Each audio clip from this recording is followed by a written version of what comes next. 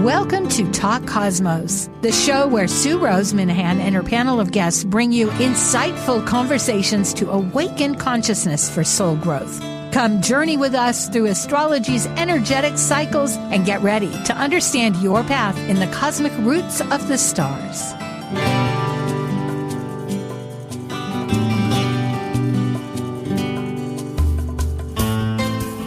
Hello, I'm Sue Minahan, and today is January 14, and we're beginning with Planet Buzz, which has now, as of this year, going on the second week of every month. And our whole topic is going to be Pluto in Aquarius. As of a week, it actually makes its official entry into Aquarius. However, I think many of us are feeling this tumultuous shift, just like the tide behind me that comes in and goes out, because there's some radical adjustments that I'm having to make, just that I'm accustomed to, that I'm not accustomed to. That's on a personal basis, but it's good to share that I think that has a lot to do with it. It's revolutionizing many procedures, and I'm welcoming it. It's just that I better catch up. Okay, with that said, I am now going to say we are ready for Planet Buzz. Focusing on perspectives of pattern planet cycle relationships and understanding their archetypal energy consciousness, reflecting through history, current events, mythology, and philosophical questions, these are the members of Planet Buzz. I'm Sue Minahan, collaborating with guests weekly since 2018. I'm an evolutionary astrologer, consultant, workshop facilitator, and lecture speaker. I'm a Dwarf Planet University graduate, charter member of Kepler Astrology Toastmaster Club. I have an AA degree and a fine arts music degree in jazz. I'm a certified color energy life coach, a writer, artist, musician, and ardent mythologist, a student of esoteric philosophies and life. And I'm Dr. Laura Tan. I work as a spiritually oriented psychological astrologer with students and clients around the world. As a counselor, writer, and educator, I love helping people recognize their inner strengths, take advantage of auspicious moments, and navigate times of challenge with greater ease. On my own podcast, Mythic Sky Storytime, I discuss astrology, mythology, and actualizing our full potential. Learn more at mythicsky.com. And as the ancient Hermetic Code reveals, as below, so above. As above, so below. Well, hi, Laura, and it's great to see you on the new year. I hope it's going, yeah? Yeah, it's good to be back. I know you had this. As often in the new year, there's always a lot going on. Well, isn't it the truth? In fact, I know you've got this retreat, and we do have a slide about it.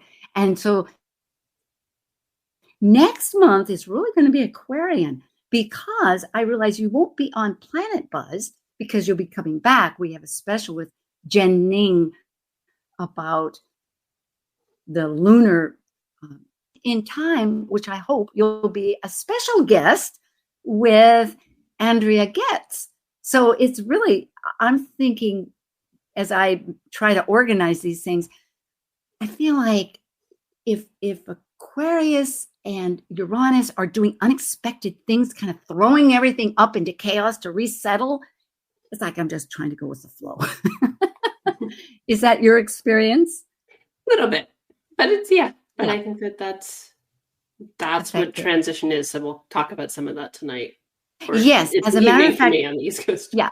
And I'm using this time, I must say, a little sneakily, and I will be transparent right now, because these slides I usually prepare progressively, but things adjusted. And so Laura does a talk once a month, and she prepared a bunch of slides. Well, I managed just before this program, like minutes right now, to put that together and upload it. So with that said, Nate, if we could have the slides. Okay. Because we have a special guest joining us, and I am so delighted. Israel Ajose of England is returning. Yes, hi. Great to be here. good evening, and Happy New Year. That is the truth. It is absolute. Now, your website is Sacred Planets, because a lot of Israel's whole focus enjoys and wonderfully in the cosmology, mythology, occult sciences, Kabbalah, which I too really love to investigate, shamanism, and divination. But you are a consultant, a teacher of astrology, tarot, philosophical, esoteric teachings, and you wonderfully combine, which is a challenging thing, but very valuable, the traditional medieval, psychological, and Vedic, which is the East Indian astrologies. So people can get a hold of you at astrologyofthesoul@gmail.com. Yes. And are you still studying and completing your full honors, or have you completed that? Oh, I've done all that. I thought so. Does it sound completing? I suppose with astrology, you're always studying. It never ends. It's always, it's always ongoing. So it's quite interesting when I tell people I'm still studying. They're like, "What? No, surely not." I'm like, "Oh yeah, like." I know. You know, my father was a physician, and he told me as a child, "Now don't tell people." He's long past, and his patients loved him. So I'll preface it that way. But before every operation, he would review to make sure that he knew everything. So right. It is. Well, Dr. Laura Tad is my ongoing member for years now, and I'm so grateful. And again, I will say that I'm giving her credit for the massive charts that we will explore. And Laura is a spiritually oriented psychological astrologer. And of course, we have our automated recordings, but here you can get some of that information. And she is going to be co-facilitating a goddess awakening retreat. And there will be more information about that. And she has a podcast, Mythic Sky Story Time. So check this if you have a chance. So there, credit to Dr. Laura. Thank you so much. And myself, I do this every week, and it's quite an education. I'm learning so much. Here we are, Pluto, the depth of soul transformation. I don't know if we want to explore just that concept of how it's hungry. I mean, I think there's so much that we could talk about. I mean, this is the second or third show we've done on Pluto in the last year. So there's always more to unpack and go deeper with. But I think for today, really looking at this upcoming ingress is going to be a lot of what we're looking at, and how personally and globally, right, that this transformation that we're on this threshold of, right, and is about thank to you. And step over. You've inspired me to comment, and then Israel, and the fact that Pluto was in Capricorn, which is an earth base. And so we had an idea of structure and form and steps that were concrete that we could put on a vision board and connect. But subtly, this is a connective, innovative, intuitive with Aquarius, where just like today with my slideshows, we managed to find them unexpectedly.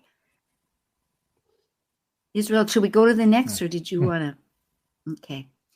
We're in thresholds, and this is really, go ahead. Yeah, the focus of this. No, I was just going to, I was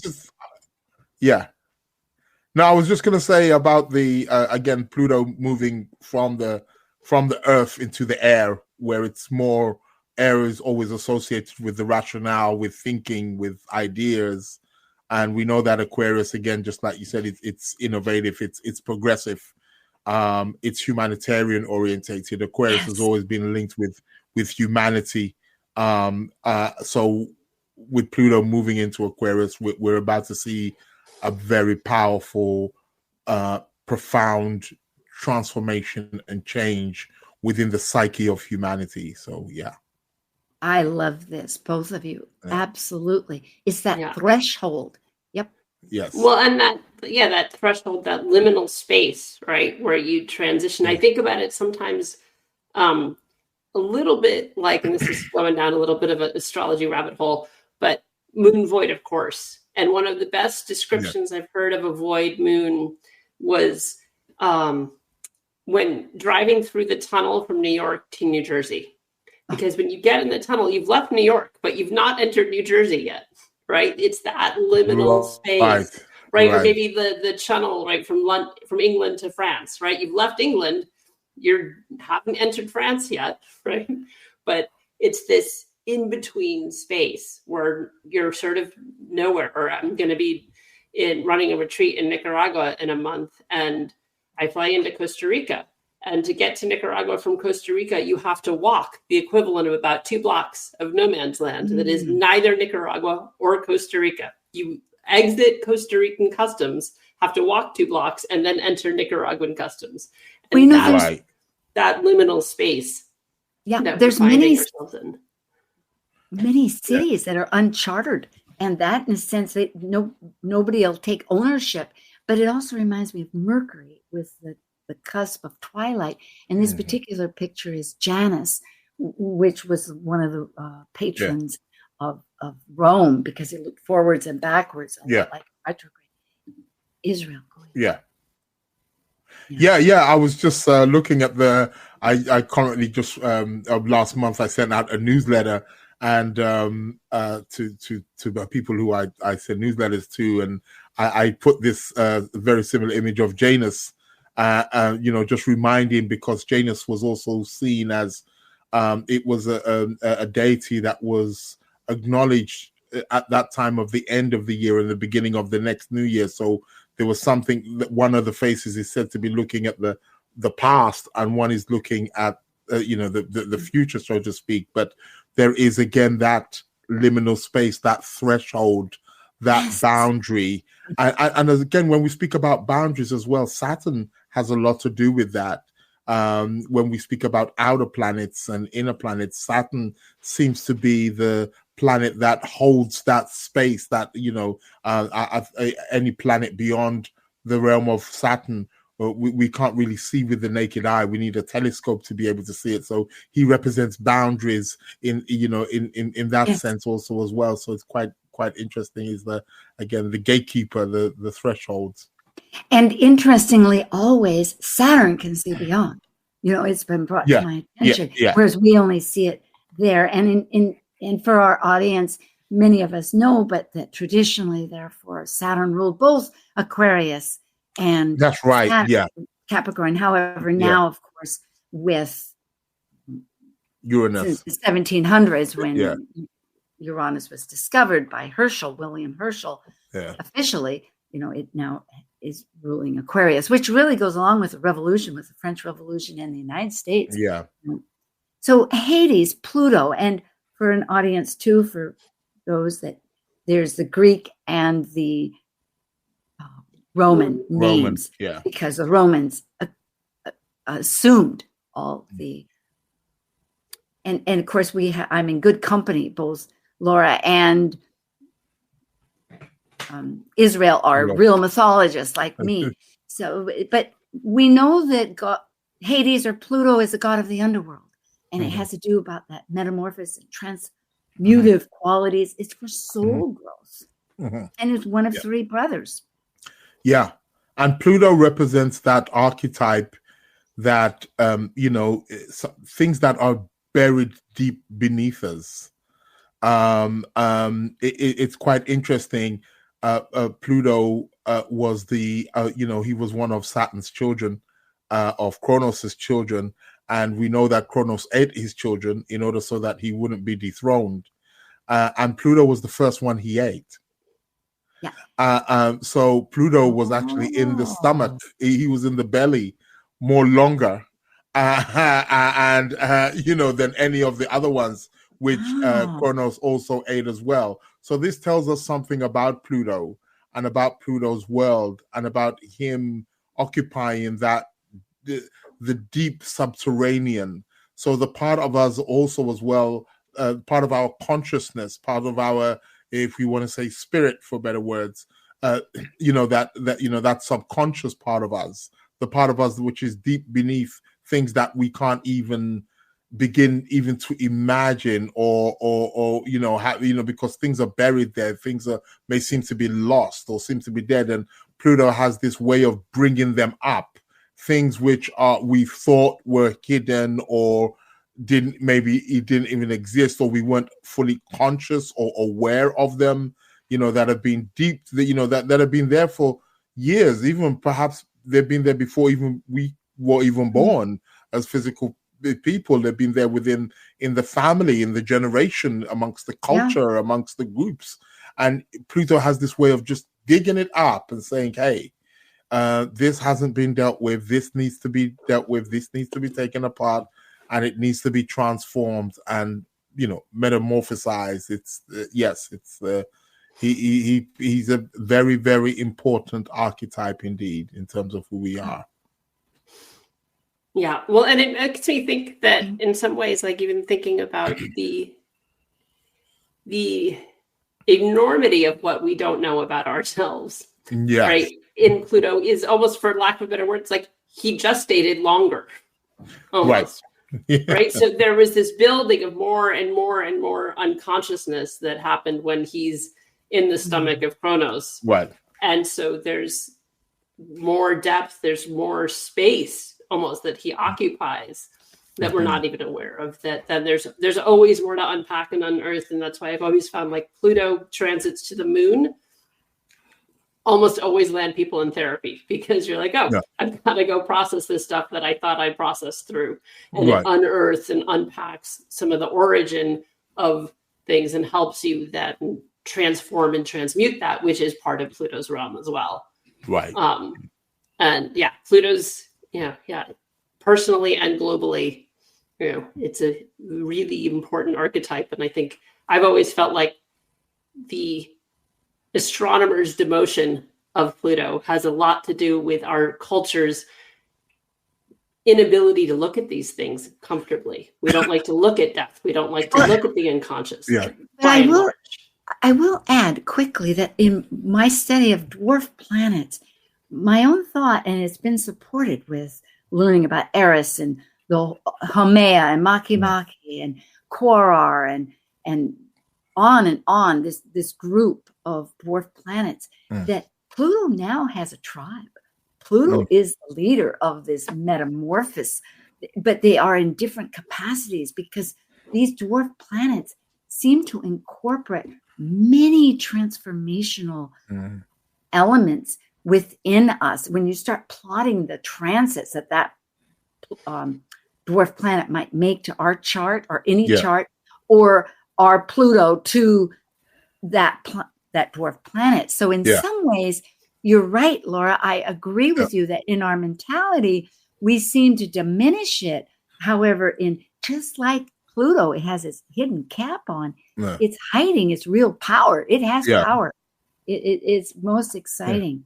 And just to also add to what Laura said there as well, is that the idea of then again demoting or diminishing, again, we see that also in the story of where obviously his brother Zeus and Neptune, Zeus takes the he's the sky god, Neptune takes the oceans, and it's like, Pluto, you have what is beneath the surface, and there is that kind of demoting kind of, you take what's beneath there because nobody else wants it kind of thing, and it's down in the dirt and it's underneath the ground and it's somewhere dark, and so there is this something about with Pluto that again this is why the idea of rejection or that which we reject, that which we suppress or manipulated, you could say, because I had not thought of it in those terms. But that is a big part, or betrayal of these. Exactly. There's always shadow sides to everything. Exactly. There's a that's distrust. Which we alienate.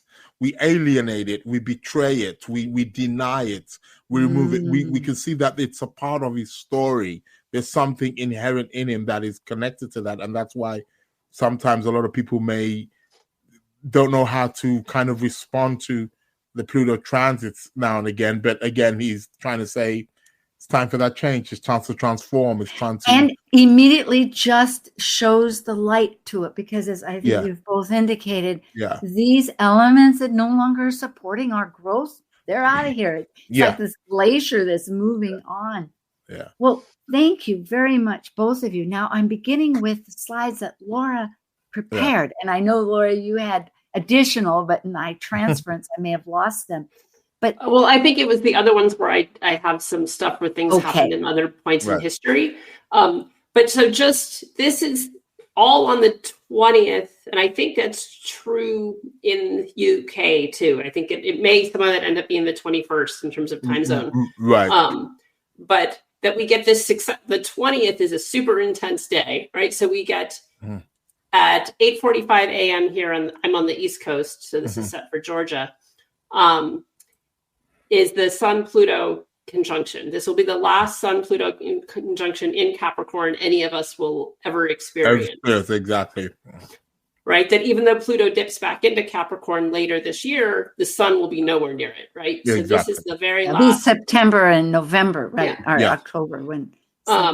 So that we get that, and then if you want to do the next slide, so Yes. that's at 8:45 a.m. Yeah. Literally 20 minutes later at 9:07, the Sun ingresses into Aquarius. Right. Right? Oh, that's And like then- an hour, not even an hour later. No, It's just, it's 15 minutes. It's 20 minutes later. Yeah.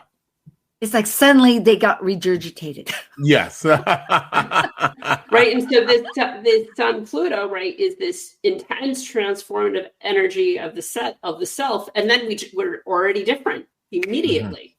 Yeah. Right. The Sun It's like something is ingresses- shattered. Something Yeah. is broken has forth. been changed. The Sun is Yes. now embodying this Aquarian archetype Yes. immediately. Which is so interesting because look in the first house for the East Coast anyway. And again, folks, as we know, wherever you live, it's going to be quite different. Right. And Yeah. from the East Coast, London is 5 hours earlier. So Right. meaning that would be about 2.5 signs. So it might be, come to think of it, now I'm trying to think if it goes forwards or backwards. I don't know if it would be in the Oh no, 11th. UK, we're ahead.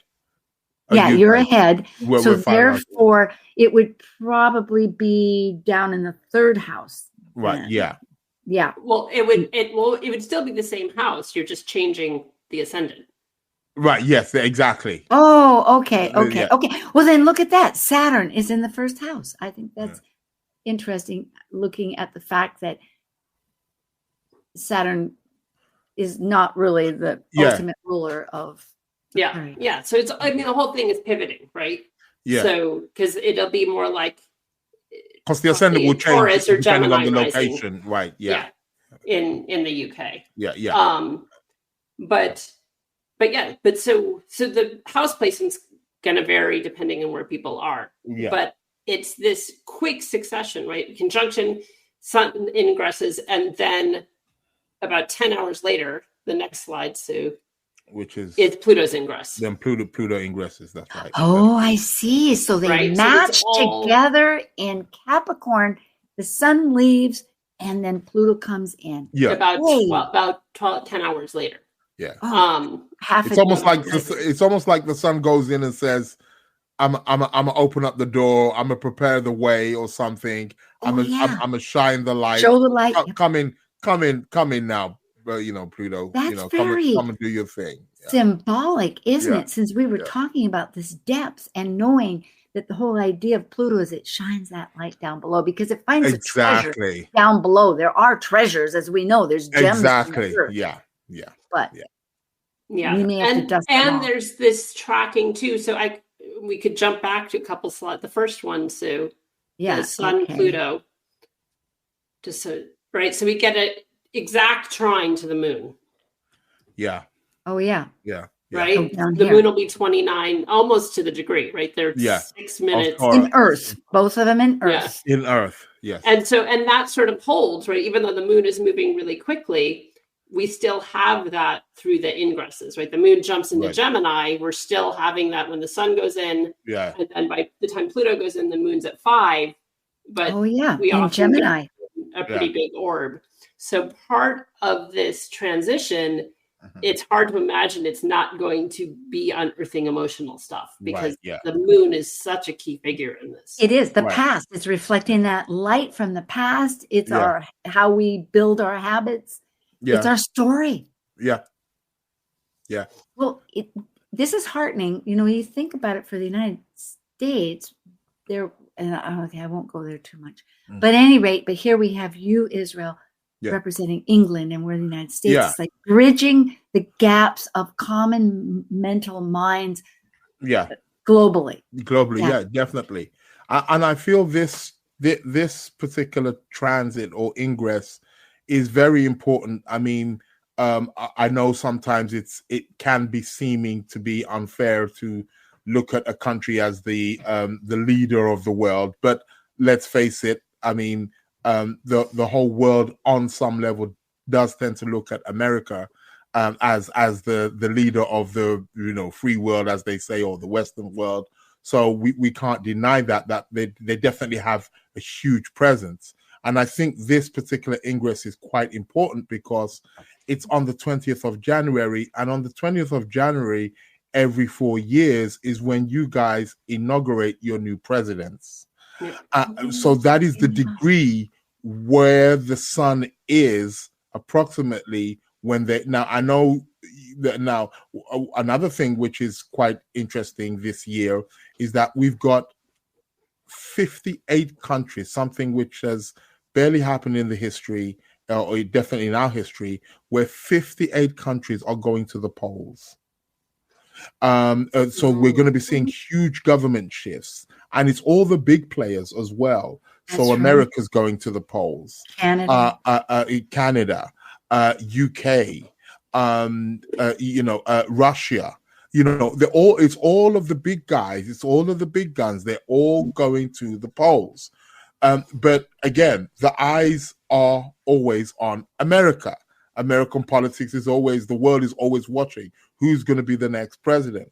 So I feel this Sun-Pluto conjunction ingressing pretty much the same time, going into Aquarius, which is literally on the day when you guys inaugurate your next president, which will be next year, of course. Of course, your elections are in November, but it's telling us something. Yes. But that November date is part of this story. Right. Because the next time it ingresses after the retrograde this year is a week after the election. Wow. Well, I guess hang on to your seats. Yeah, exactly. Yeah. Right there. I've got the dates later. It's like it lines up with the election. It lines up, that's absolutely part of this. Yeah. Now, Laura, should we go? It's sure. Usually I've got a bunch of slides. So we can take I think it's good to take a break, and then we can look at something else. Okay. Yeah. Thank you, folks. Stay with us. We'll just be right back with Israel Ajose and Dr. Now.Chat. Planet Buzz, Pluto is trudging up. It's happening.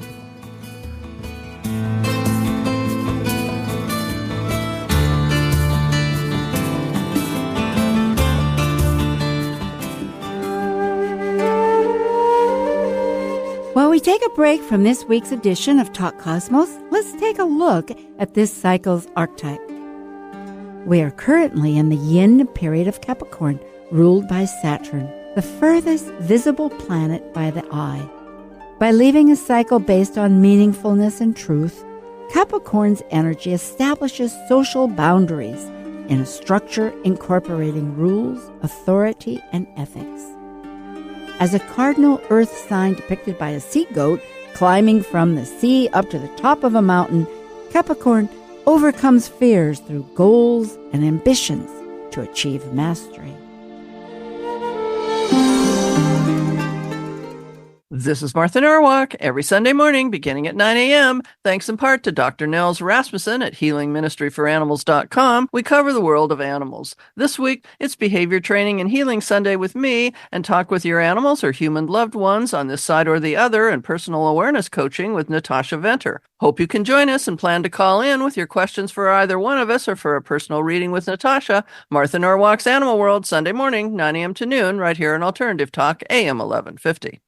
Talk Cosmos brings insightful conversations to awaken consciousness for the soul growth with hour-long programs every Sunday at 1 p.m. Pacific on KKNW. Talk Cosmos weekly programs are also available to watch live on the Talk Cosmos YouTube channel and Facebook page. While you're there, make sure you click the like and subscribe buttons so you get the full Talk Cosmos experience. Or if you'd rather listen to the show archives with audio only, the entire podcast collection since 2018 is available on most podcast carriers. And to find out about upcoming programs, sign up for the newsletter at talkcosmos.com. So grab your coffee, tea, or kombucha and enjoy the show. Bringing good vibes to the Puget Sound and the world. Alternative Talk 1150. Hi, we are back again, and this is an Earth with Pluto and Aquarius Thresholds. And always at this particular point, I come up with whoops, wrong one. Let's see. How am I going to get back there? There is Laura. I know you have this happening, the Goddess Awakening Retreat. You want to?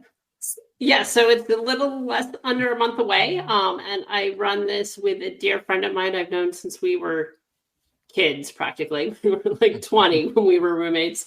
And it is on the Pacific coast of Nicaragua. And it'll be a combination. There'll be yoga, and I'll be doing some astrology and meditation and working with personal myth. And particularly with this retreat, I'm going to do some work with Hecate, which is in line with this particular, our topic tonight, because she is the goddess of thresholds.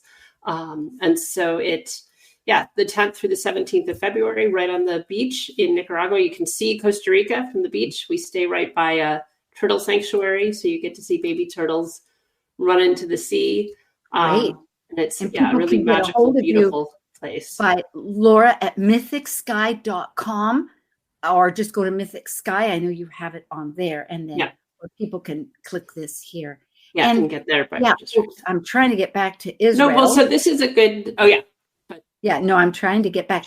Israel, I know you have sacredplanets.co.uk for those folks. In fact, I wish I made this a little bigger. Do you have a class coming up or something important? I know. I've got tons of classes coming up. I'm so overwhelmed. Even starting, they're going to be starting from this weekend coming. So on Saturday and Sunday, the 20th and the 21st, I have a tarot workshop. It's going to be on both days. They're taking place at 1:30 p.m. UK time. And it's for beginners and intermediates also as well. So both are welcome. And starting also from next week, the following Wednesday, on the 18th, I will be starting again astrology classes for beginners, intermediate, and advanced. So they're all there. Details are all there on the website. Still needs a bit of brushing up, but everything's there. And beautiful. If people want to sign up and make payments, and good to go for the new term. So Okay. And then also, so wonderful. So folks, Israel Ajose is sacredplanets.co.uk, and Laura Tad is mythicsky.com. And Laura also has a podcast that she does. So it's most exciting. Let's see where we were at then. So, and thank you. Yeah. So if you go to this slide, if you want to go after, go. There's, because this backwards, is back to forward. We were, forward. I had a couple more. So these are just some of the historic. I've got a moon in Virgo in the 9th. So I'm a nerd. We love it. I do. Yeah. And I always find, even though obviously it's very different, none of the other planets are in the exact same space, and the world's very different than it was 250 years ago. But just to look at historically some of the things that have happened throughout history with Pluto and Aquarius, right? So the most recent stint was 1777 through 1798. Which is when the U.S. Constitution was ratified. It was the French Revolution, founding of the U.S. Stock Exchange. I thought it was interesting, given what Uranus is about, is also the invention of gaslighting, happens during this period, which Uranus, one of the things that Aquarius governs that we give to Uranus, right, is that invention energy. It's also often archetypally linked with Prometheus, who stole fire from the gods, right? So gaslighting is that in many ways. So that seemed like an interesting parallel. The previous one in the 1500s in the UK was King Henry VIII marries Anne Boleyn, all of his other wives, and the rest of his life. Like all happened under Pluto and Aquarius. The founding of the Church of England happens under Pluto and Aquarius. So that was. Sue, I think you're muted. We can't hear you. You're muted. Oh, I'm sorry. I said, it's separating from the Catholic Church, creating an entire new paradigm. That's it. Yeah. Because Christianity had been one focus. Now there's Protestant and Catholicism. Yeah. We get Copernicus writing what ends up being, the writing that leads us to the Western world to say, we live in a sun-centered universe. Talk about revolutionizing. Yeah. It's seismic. It's hard for us to really the sun going around us, we go around the sun. Exactly. The tectonic shift that was. Yeah. I might say it clarifies the shift again from just the pyramid idea of being on top to this collective unity network, because having a solar system where all the planets are rotating around the sun is like we're part of a team rather than we are the center with everything navigating like a CEO. Yeah. And so again, and this Marco Polo in his, right, which is what brings the Europe's consciousness of Asia, at least in documentation, right? So this this revolutionary perspective, and that led to the printing press, which, that's right. Yeah. Which is the only reason that Henry VIII had literature to read that led to the Protestant Revolution, right? So because he was reading Luther's work, and if there wasn't the printing press, that wouldn't have happened. And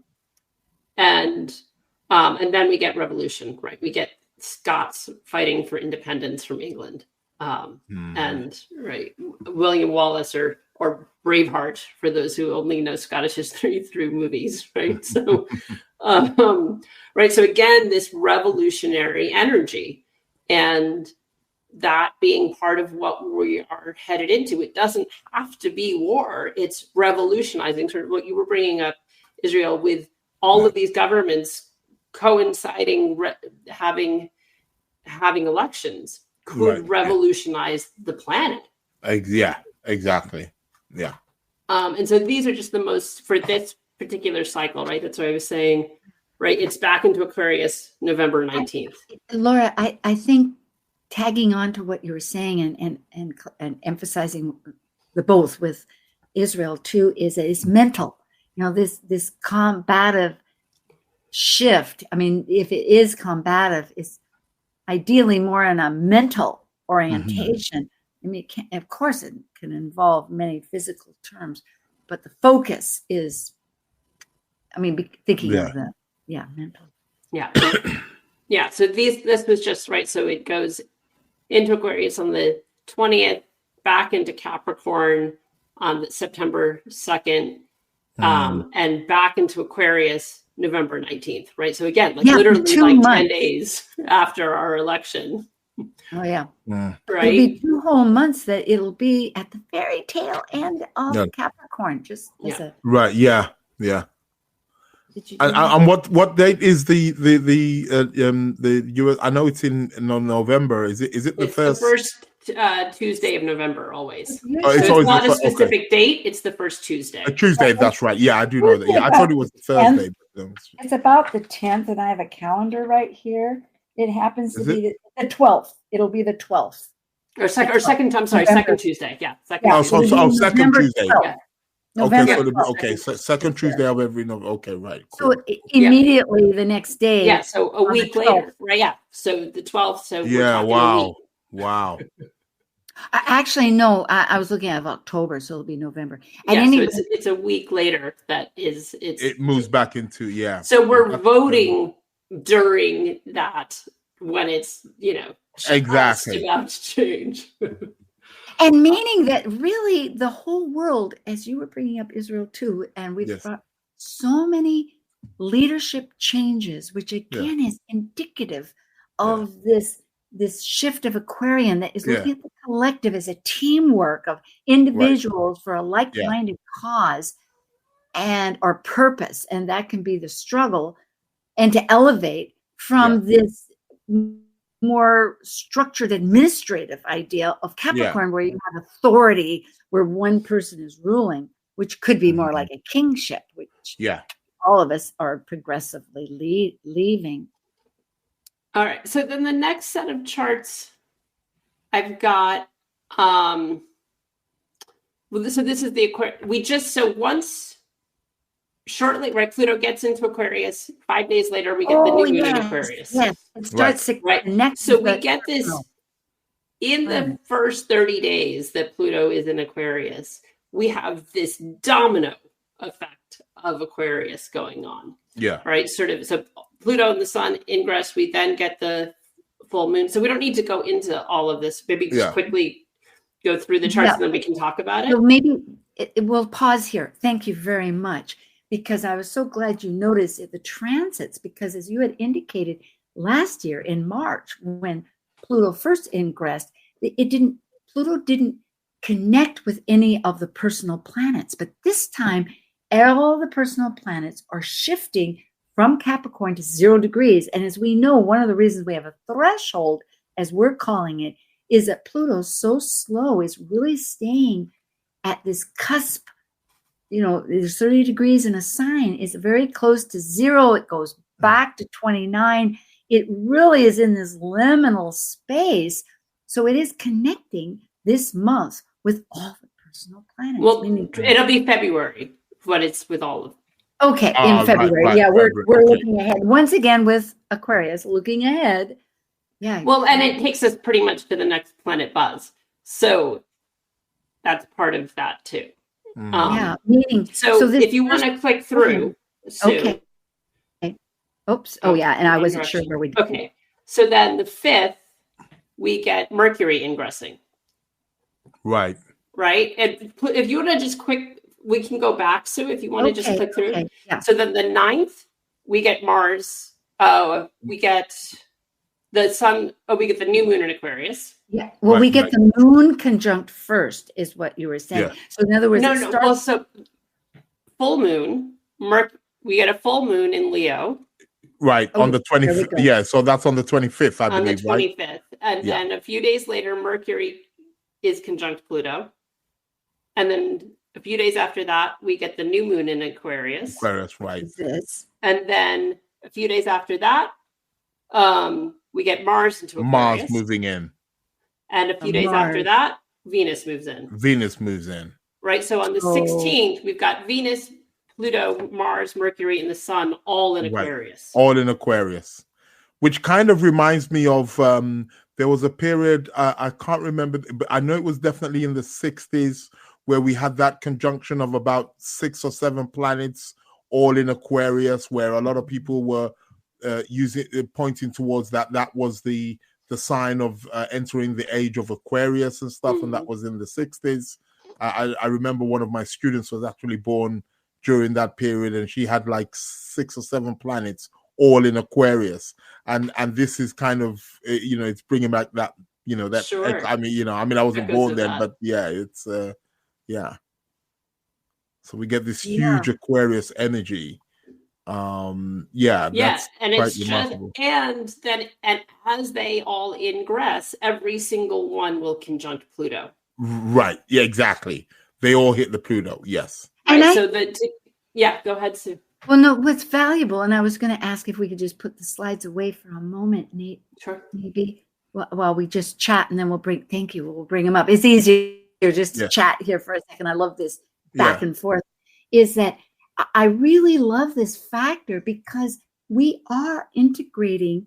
It helps these little plateaus help us, the consciousness of looking at our mental ideas, and then of our activity with Mars, or our value system at the end, or emotional with the moon. There's all these elements that naturally we use with life, but having Pluto that's shifting, because this 0 degrees goes right back to when the grand conjunction was for folks, was back in December 21st, or 20th, 21st in 2020, just, yes, in the middle of COVID there, where it was a 200 year cycle, because every 20 years, Jupiter and Saturn connect in a sign, and we're shifting from Earth then in Capricorn, Earth signs for 200 years to air. So it's like a marker. It's stating the claim and helping us internalize some of these issues before we start. I hope. Am I being too Pollyanna?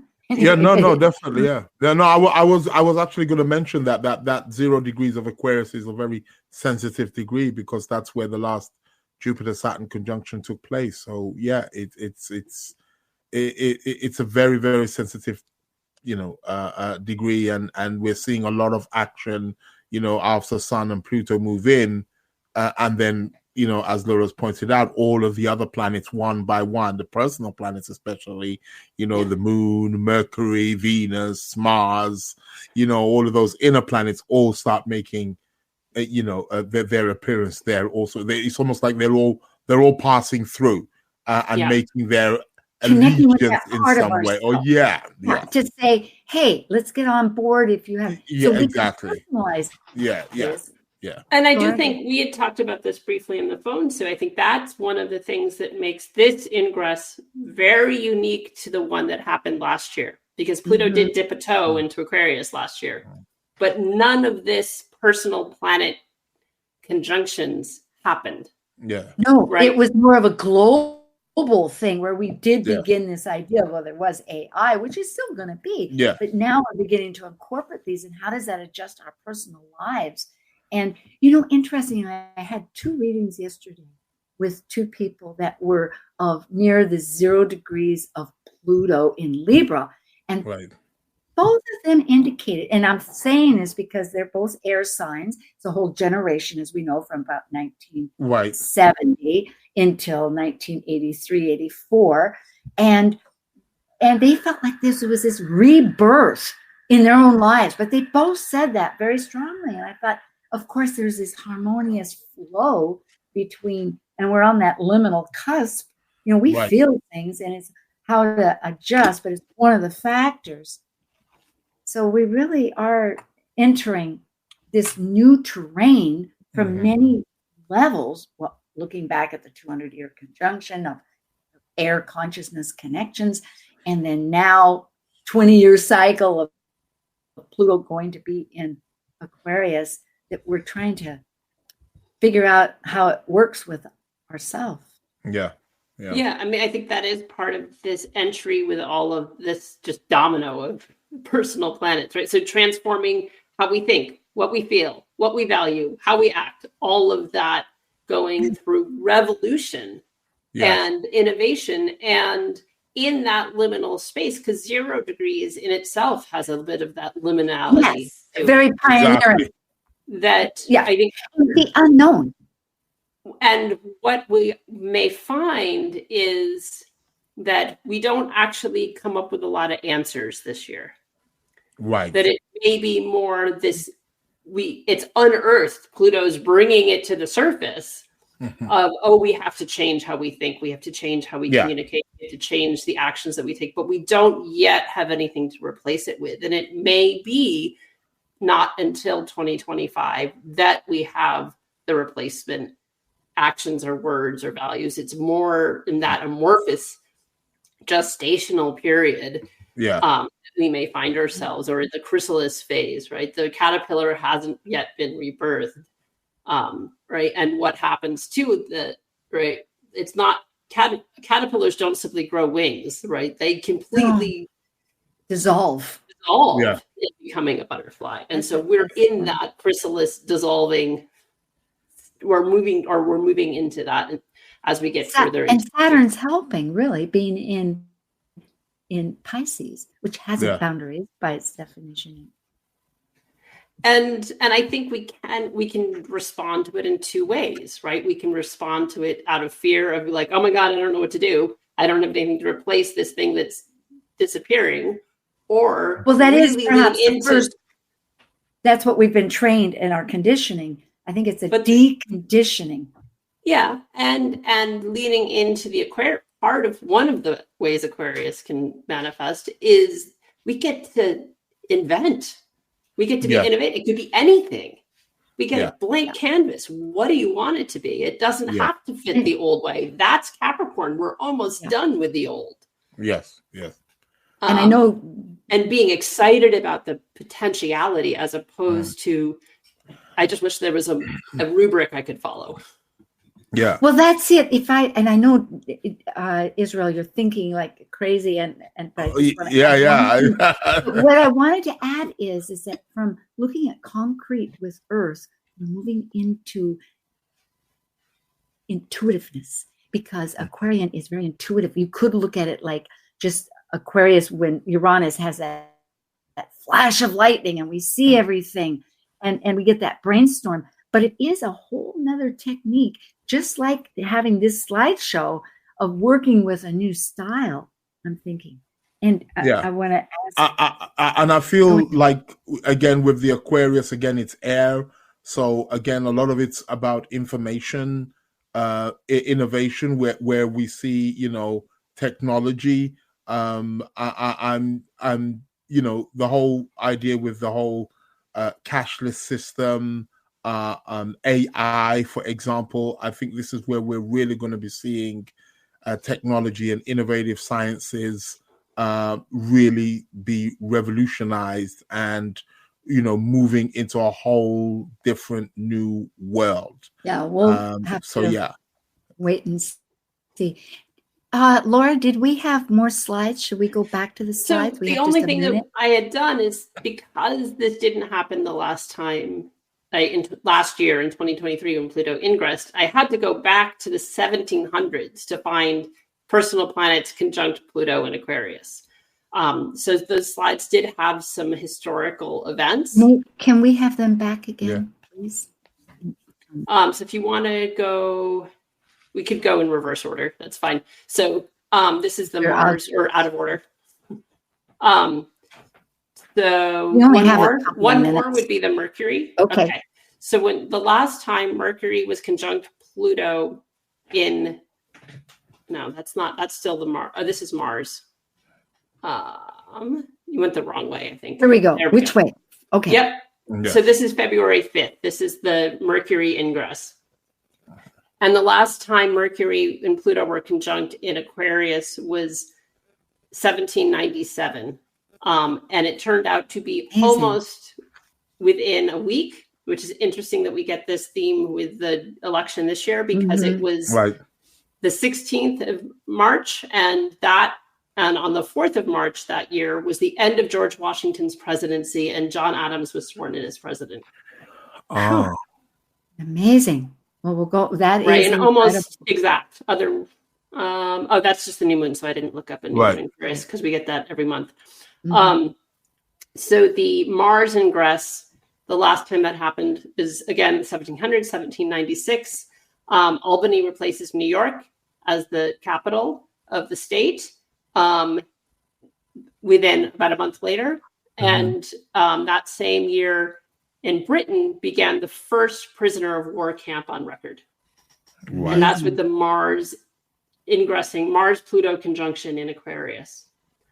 Wow. And so that seemed really interesting to me, of just the Mars archetype and the Pluto archetype, and that idea of the weird, before Pluto was discovered, right? Mars was. But the weird, almost like humanitarian way of being at war that is, right? It's, you're my enemy, I'm not going to kill you, I'll just put you in prison.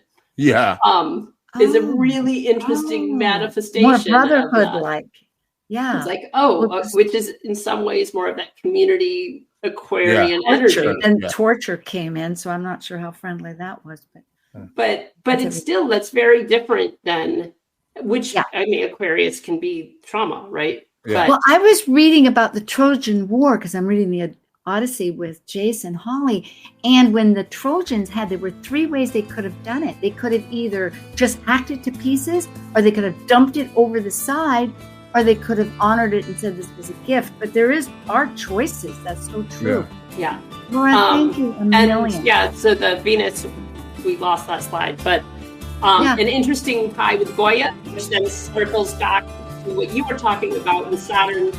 Is one of Goya's most famous paintings is Saturn eating his children. Right. Yeah. We're full circle. Wow. And Goya's Witch's Sabbath was painted almost exactly on the day of the Venus-Pluto conjunction in Aquarius.